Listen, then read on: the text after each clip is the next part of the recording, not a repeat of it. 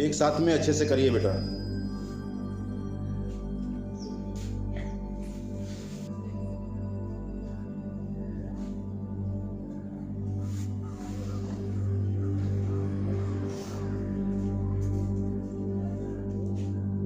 हाथ बिल्कुल सीधा रहे। बहुत अच्छा आप लोग कर रहे हैं।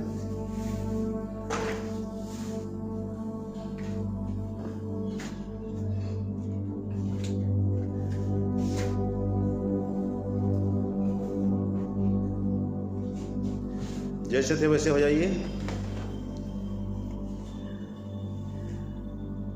तुरंत दोनों हाथों को ऐसे करिए। हाँ, तड़ासन की मुद्रा बनाइए।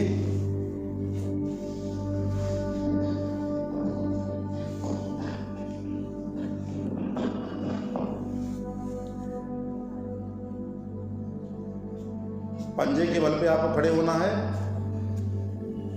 एड़ियां आपकी मिली हुई हो, शरीर बिल्कुल सीधा हो, तभी इसका लाभ मिलता है बेटा। आपकी लंबाई बढ़ जाती है, एकाग्रता आती है। जो भी पढ़ेंगे आप वो याद हो जाएगा, जल्द भूलेंगे नहीं। स्मरण शक्ति आपकी प्रबल होती है। शरीर हष्ट पुष्ट व मजबूत होता है। चलिए जैसे थे वैसे हो जाइए।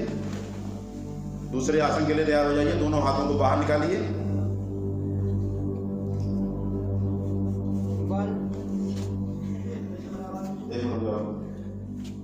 दोनों हाथों को बाहर निकालिए।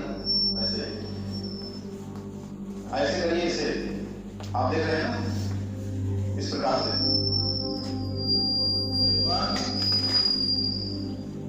सोई ना हो भैया। 2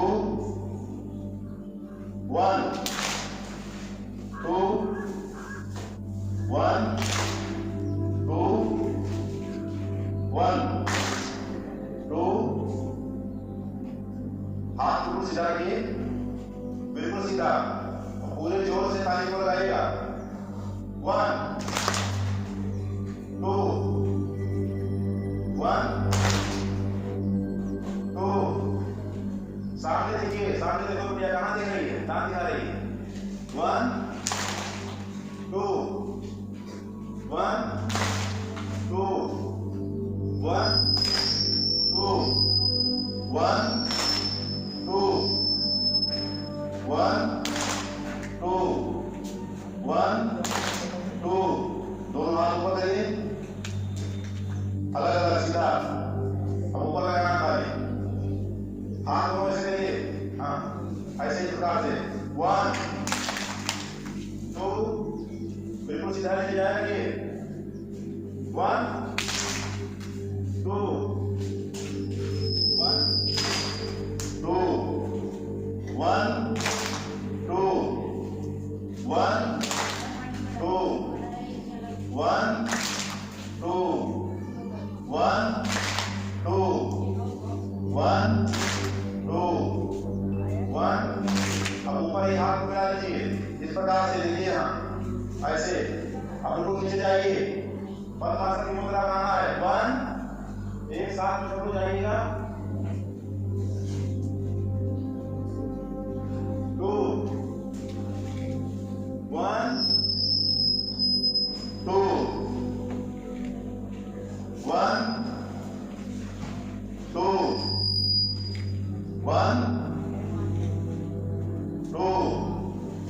आवाज पे आपको ध्यान देना है। जब मैं बोलूंगा तो आप बिल्कुल पीछे जाएंगे, और जब 2 बोलूं तो आप ऊपर हो जाएंगे। और पूरे स्टेट में रहा करिए, ठीक है? ऐसा नहीं ढीला करिए। शरीर को ढीला करेंगे कोई फायदा नहीं होगा। घुटनों को आपको मोड़ना भी नहीं। जितनी ऊंचाई से नीचे तक आप जाना है, जाइए। चलिए 1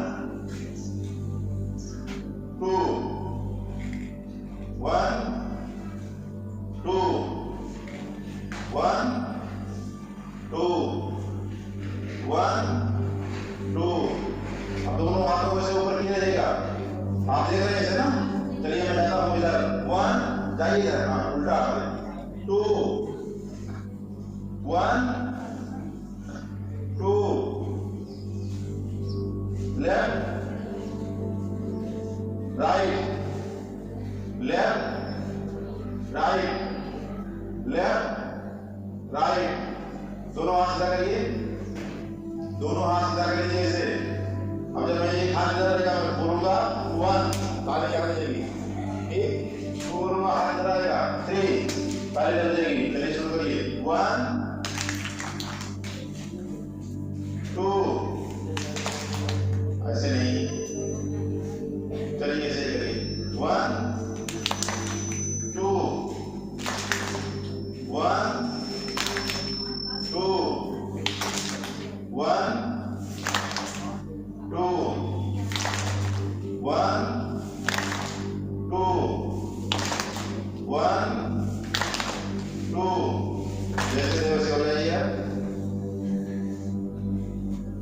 चलिए बैठ जाइए।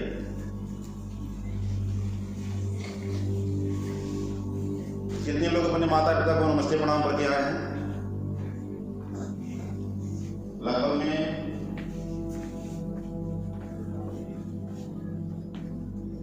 क्यों नहीं किया होगा?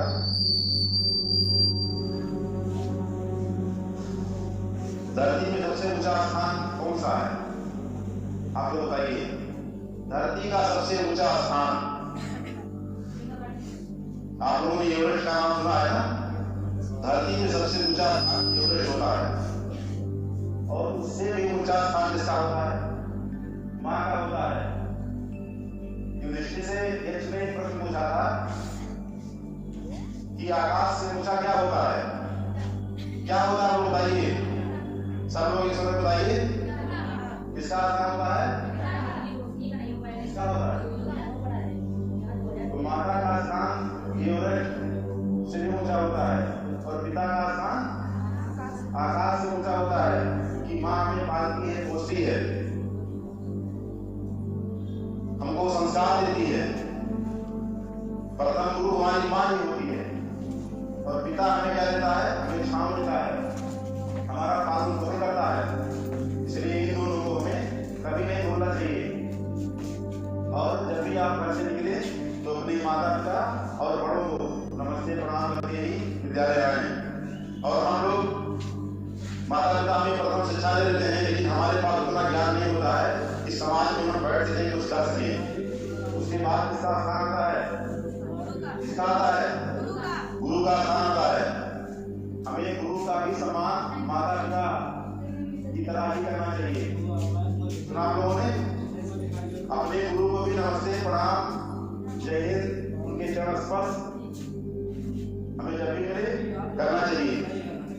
उनको हमें भगवान से भी अधिक सम्मान देना चाहिए, क्योंकि यदि हम कुछ बन पाते हैं, कुछ कर पाते हैं, कोई अधिकारी, कोई कर्मचारी या किसी भी क्षेत्र में जा पाते हैं, तो वो अपने माता पिता और गुरु की वजह से ही जा पाते हैं।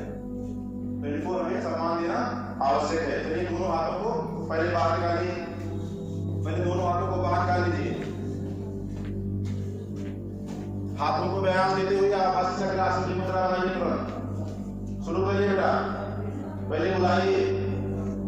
हाँ चलिए, बुलाने वाली मुद्रा इस प्रकार से एक साथ में चलाइए। हाथ आपका सीधा रहेगा, बिना मुंह के नहीं, सामने देखिए, अगल बगल से दांत ना दिखाओ भैया।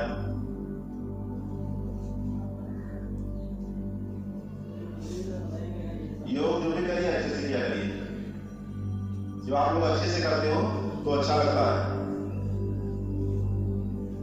अब उल्टा घुमाइए आप लोग।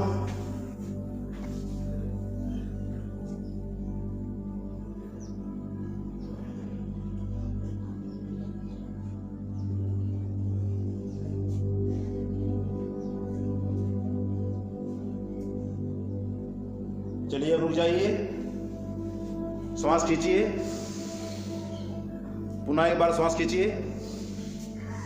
अब दाहिना हाथ निकालिए, दाहिने हाथ का दाहिना अंगूठा दाहिनी नाक पर रखिए और बाएं नाक से श्वास को खींचिए। आप अनुलोम विलोम कर रहे हैं, श्वास की आवाज आपकी आनी चाहिए। बायां हाथ आपका योग मुद्रा में रहेगा, बायां हाथ जो है आपका वो योग मुद्रा में रहेगा। चलिए श्वास को छोड़िए धीरे धीरे। 4 सेकंड में श्वास खींचना है और 7 सेकंड तक श्वास को रोकना है। श्वास की आपकी आवाज आनी चाहिए बेटा। चलिए छोड़िए, पुनः जोर से खींचिए।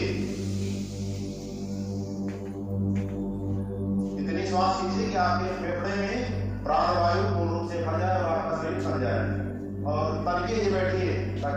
चाहिए कि रीढ़ की हड्डी सीधी रहे।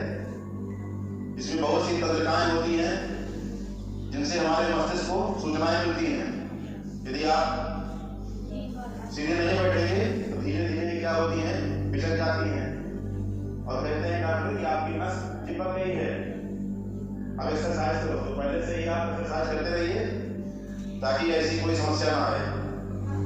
चलिए पुनः कीजिए एक बार,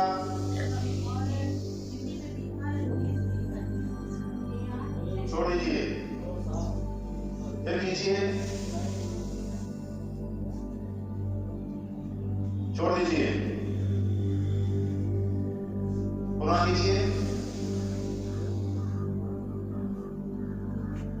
छोड़ दीजिए, दोनों हाथ नीचे कर दीजिए और हाथों को सटाइए यहाँ बगल में अपने। अब आप करेंगे कपालभाति। क्या करेंगे? नाक की सांस को नीचे दबाइए और पेट की सांस को ऊपर, दोनों को आपस में टकराना है।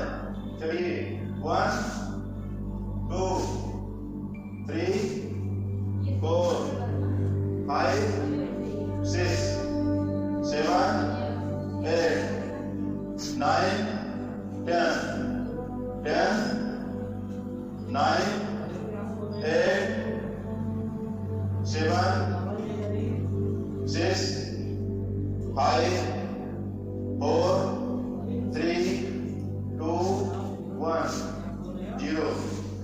जैसे थे वैसे हो जाइए। तुरंत आप लोग तितली आसन की मुद्रा बनाइए।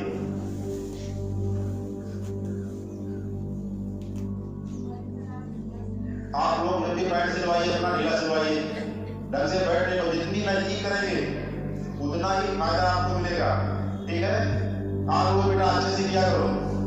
ठीक है भैया, हाँ चलो शुरू करो, अच्छे से करो। पूरे पग को मतलब पूरे पैर को आपको अच्छे से चलाना है, ऐसे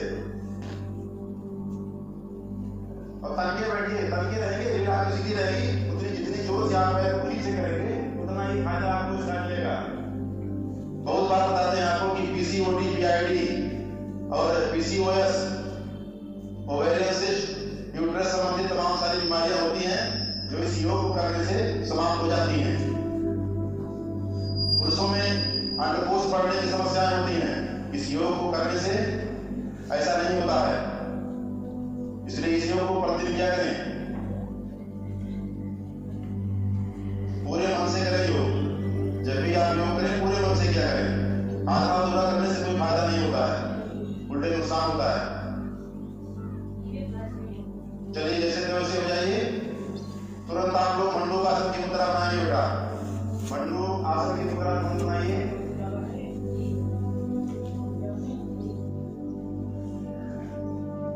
चलिए एक साथ जाइए नीचे आप लोग।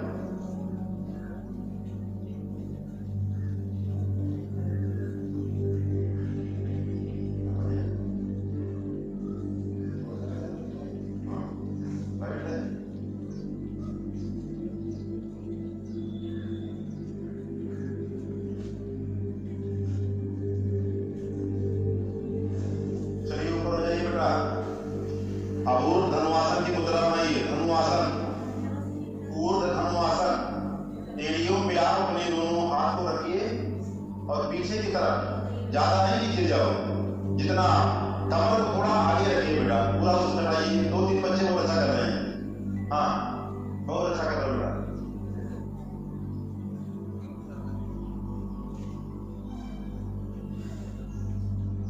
ये समझ लीजिए पूर्ण आसन है। इस प्रकार से यदि आप करते हैं तो इससे पूरे शरीर की एक्सरसाइज हो जाती है। जो मन से करोगे लाभ उठाओगे और बिना मन से करोगे नुकसान उठाओगे। जो सीख के रखोगे आप वो पूरे जीवन काम आएगा। चलिए जैसे थे वैसे हो जाइए, बैठ जाइए बेटा। बैठने के बाद में आप योग मुद्रा बनाइए। योग मुद्रा इस प्रकार से एक गहरी सांस खींचिए, छोड़ दीजिए, पुनः खींचिए।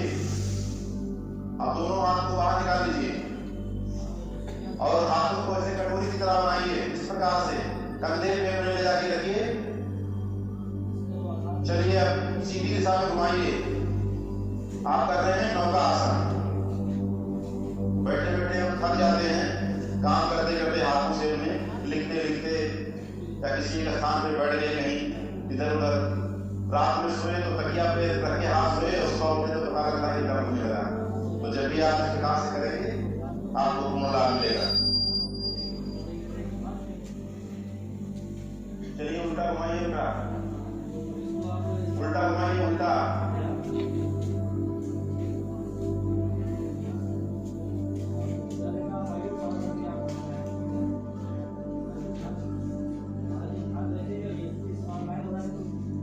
जैसे थे वैसे हो जाइए। मुद्रा आप बनाएंगे, ध्यान मुद्रा। इन दो उंगलियों को ऐसे मोड़िए इस प्रकार से, ठीक ऐसे करके बैठिए। बिल्कुल करके हाथ ऐसे रहे, बिल्कुल योगी की तरह। योगी देखा है ना? हाँ, एक तपस्वी की तरह बैठिए। श्वास लीजिए। श्वास आप लोगों को नहीं लगता है कि श्वास है आप लोगों के? जोर से लीजिए, बहुत अच्छे। छोड़ दीजिए, पुनः लीजिए।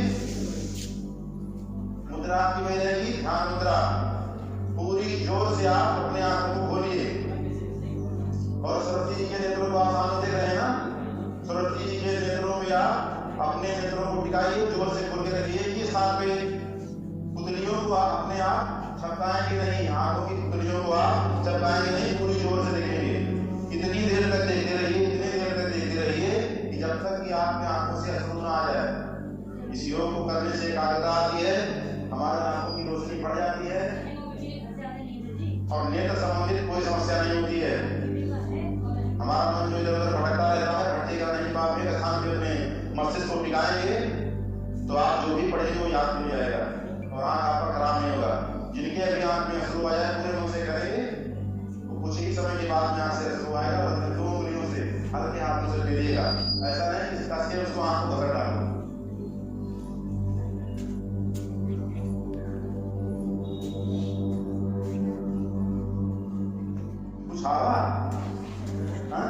कुछ ना यार, सच में नहीं, इसमें तो पैसे आ गए।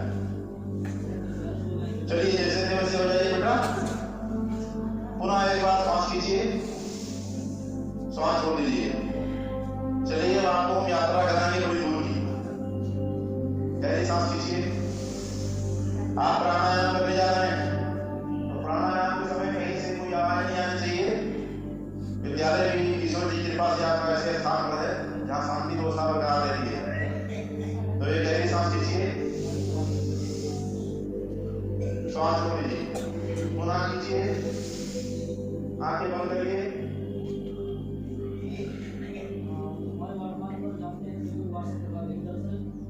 चलिए अब आंखें बंद करते हुए अपने तीसरे नेत्र यहां से मन की आंखों से आप देखिए, एक बरगद का पेड़ है।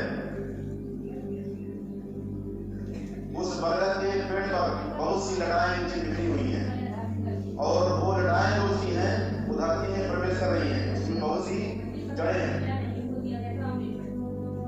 आप अनुभव करिए कि उन जड़ों के द्वारा अपने मस्तिष्क में एकत्रित हुई नकारात्मक ऊर्जा, जैसे कि मैं ये कर नहीं पाऊंगा, मैं पढ़ नहीं पाऊंगा, मेरा कुछ अच्छा नहीं होगा, मेरे आस पड़ोस अगल बगल में बुरा हो रहा है, ऐसी सारी नकारात्मक ऊर्जाओं को आप धरती के अंदर प्रवेश करते रहिए, प्रवेश करते रहिए, प्रवेश करते रहिए, करते रहिए। जितनी भी आपके अंदर की निगेटिव ऊर्जा है आप इसी रूट चक्रा के द्वारा धरती के अंदर समाहित करते रहिए।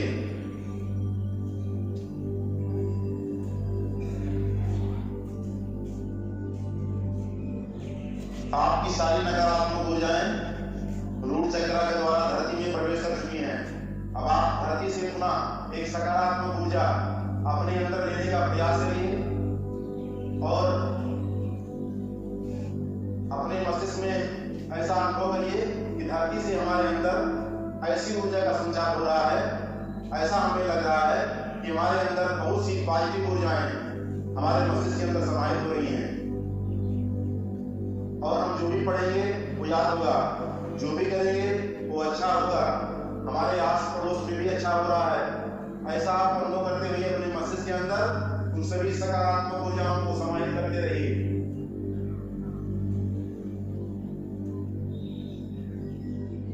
धीरे धीरे आप सांस को लेते रहिए।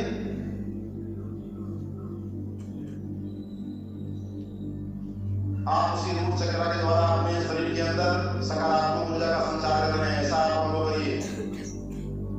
बहुत सी जड़ें हैं, उन सभी जड़ों से एक दिव्य प्रकाश, एक दिव्य ज्योति प्रकाशित हो रही है और उसी के द्वारा हम धरती से सकारात्मक ऊर्जा को अपने मस्तिष्क के अंदर प्रवेश कर रहे हैं।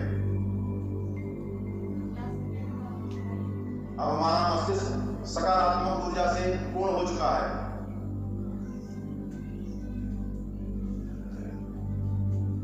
धीरे धीरे आप धरती मां को धन्यवाद करते हुए अपने मस्तिष्क में वापस आने का प्रयास करिए और एक गहरी सांस खींचिए। धीरे धीरे अपने नेत्रों को खोलिए। अब आप सकारात्मक ऊर्जा से भर चुके हैं। एक गहरी सांस खींचिए बेटा, सांस छोड़ दीजिए, पुनः खींचिए। काफी समय तक आप गर्दन को अपने सीधी किए थे, अब आप गर्दन को व्यायाम देंगे। चलिए, अपनी आंखों को बंद करिए और धीरे धीरे दाहिने से अपने गर्दन को घुमाइए। दाहिने से धीरे धीरे घुमाइए।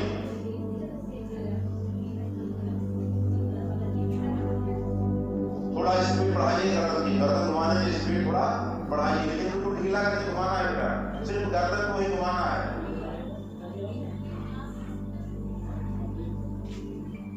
गर्दन घूमेगा तो सिर्फ अपने आप घूमेगा।